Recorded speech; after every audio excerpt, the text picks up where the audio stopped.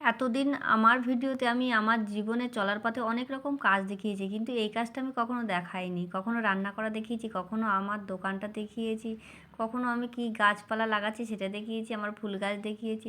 কিন্তু এই কাজটা আমি কখনোই দেখাইনি। এটা কিন্তু আমি বহুত দিন থেকেই করি। এই মেশিনটা আমার কাছে আছে এই নিয়ে 16 বছর।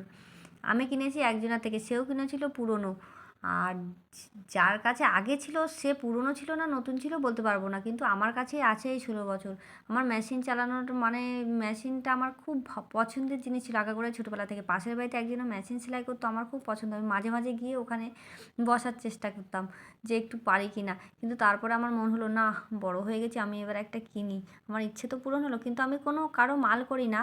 ওই এখন বর্তমানে পাশে যে কেউ যদি ওই জামা নিজেদের দোকানেরও কিছু কিছু মাল থাকে, সেইগুলো ঠিক করতে হয়, চেন টেন লাগাতে হয়, বা কিছু খারাপ হয়ে গেলে সেলাই মানে না থাকলে এখন টুকটাক যে কোনো জামা কাপড় নিলে কেউ খাপাতে হলে তখন বা কেটে সাইজ করতে হলে সেইগুলো আমি করে দিই। দেখো, সব কাজ সেরে সারাদিন পরে আমি আজকে 90 টাকার কাজ করেছি।